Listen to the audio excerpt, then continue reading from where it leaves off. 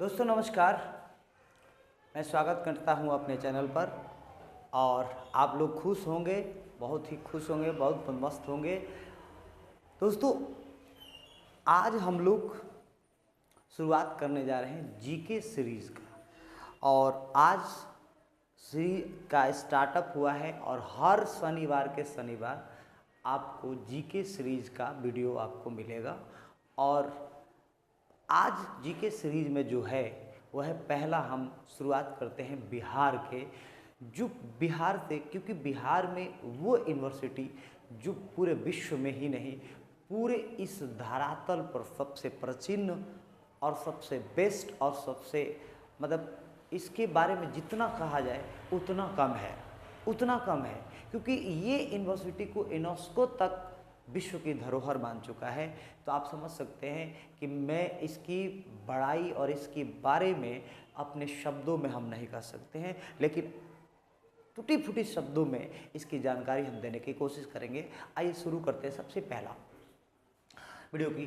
तो नालंदा विश्वविद्यालय हमारा जो टॉपिक है वो है नालंदा विश्वविद्यालय। अब हम जानते हैं कि नालंदा विश्वविद्यालय की वर्तमान स्थिति, अभी की स्थिति क्या है। तो सबसे पहले देखिए कि नालंदा विश्वविद्यालय का पुनः निर्माण जो 2010 में शुरू हुआ था और 2020 में संपन्न हुआ, और इस 2024 में प्रधानमंत्री मोदी के द्वारा इसी साल 2024 में इसका उद्घाटन किया गया था, जिसमें बहुत सारे विदेशी गेस्ट और छात्र छात्राएँ भी मौजूद रहे। इसमें बिहार के राज्यपाल और बिहार के मुख्यमंत्री नीतीश कुमार भी सम्मिलित रहे, इसके गवाह बने। और आज हम लोग भी उस नालंदा विश्वविद्यालय के गवाह बने जो 2024 में उद्घाटन नरेंद्र मोदी के द्वारा किया गया। अब हम जानते हैं कि कब, कहाँ, किसने बनवाया था।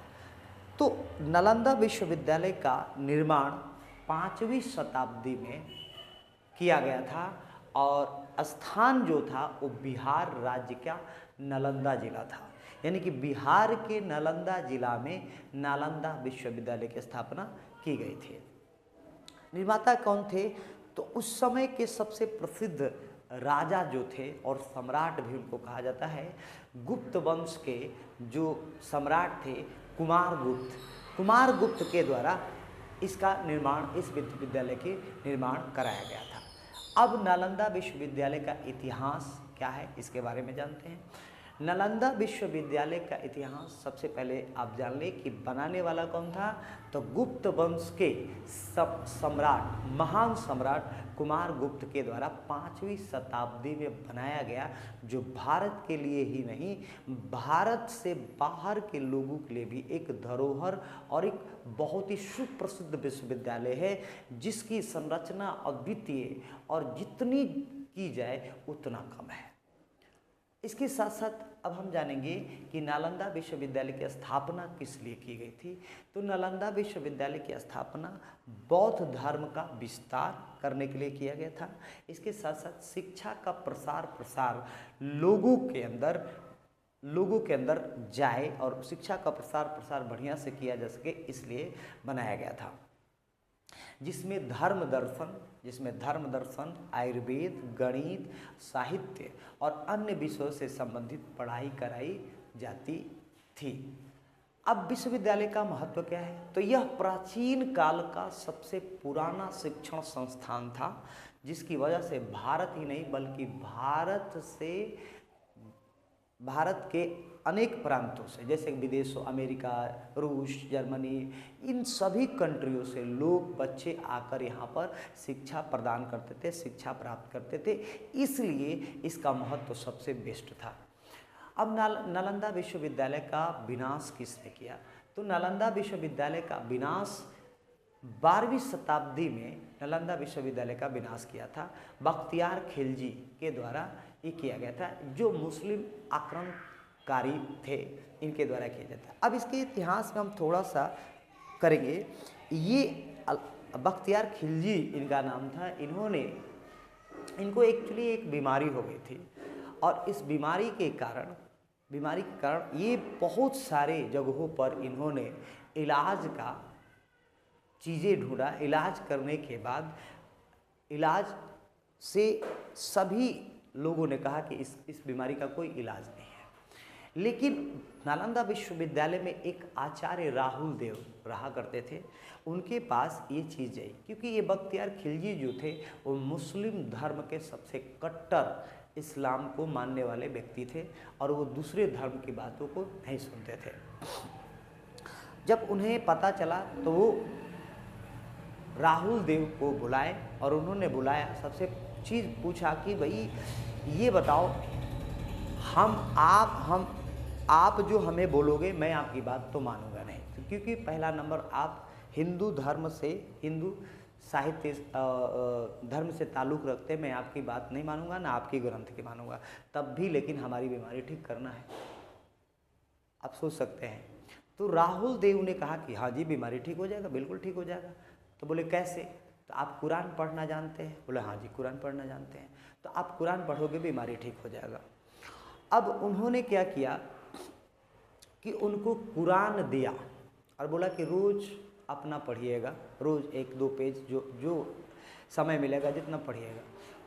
उन्होंने जैसे जैसे कुरान पढ़ना चालू किया, कुरान पढ़ के जिस दिन कुरान उन्होंने ख़त्म किया उनकी बीमारी ख़त्म हो गई। अब बीमारी ख़त्म हो गई, ये चंभित हो गई कि भाई कुरान पढ़ने से बीमारी कैसे ठीक हो गई। ये इसमें बड़ा गूढ़ रहस्य था कि बीमारी हमारा अच्छे से अच्छे वैद्य, अच्छे से अच्छे चिकित्सक बीमारी ठीक नहीं कर पाए, ये बीमारी कैसे ठीक हुआ, वो भी कुरान पढ़ने से भला बीमारी कैसे ठीक हो सकता है। और मैं माफ़ी चाहूँगा कि हम किसी भी धर्म के खिलाफ नहीं बोल रहे हैं। तो उन्होंने पूछा राहुल आचार्य देव से, बोला कि अरे आपका महाराज बीमारी ठीक हो गया, आप क्या चाहिए? बीमारी ठीक हो गया, कुरान पढ़ के आपका बीमारी ठीक हो गया। तो बोले नहीं, मुझे जानना है, बताओ। बड़ी जिद करने लगे। जिद करने के बाद उन्होंने बताया कि देखिए एक्चुअली कुरान के हर पेज पर हमें जो दवा लगाना था वो हमने दवा लगा दिया था।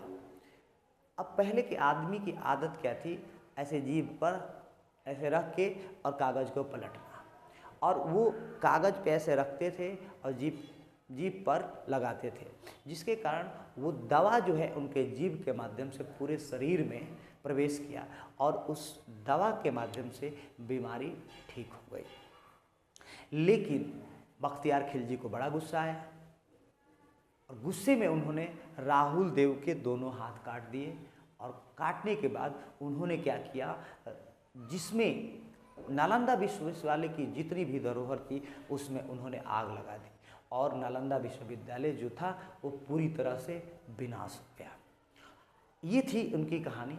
अब आज नालंदा विश्वविद्यालय में अगर प्रवेश परीक्षा चाहते हैं तो वर्तमान समय में यदि आप नालंदा विश्वविद्यालय में एडमिशन लेना चाहते हैं, पढ़ाई करना चाहते हैं, तो आपको ऑनलाइन आवेदन फॉर्म भरना पड़ेगा और फिर के उनकी एलिजिबिलिटी टेस्ट पास करनी पड़ेगी, फिर आपको एडमिशन मिल सकता है।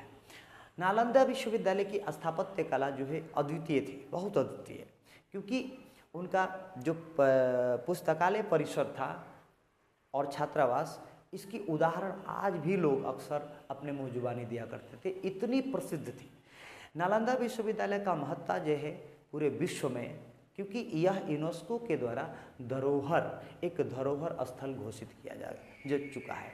आप सोचिए, यूनेस्को एक संस्था है यूएनओ का, जिसने विश्व का धरोहर घोषित कर दिया है।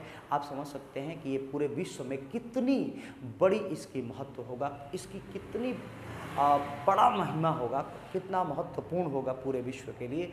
तो ये थी आज हम लोग नालंदा विश्वविद्यालय के जीके सीरीज 1 में हम लोगों ने इसकी जानकारी दी।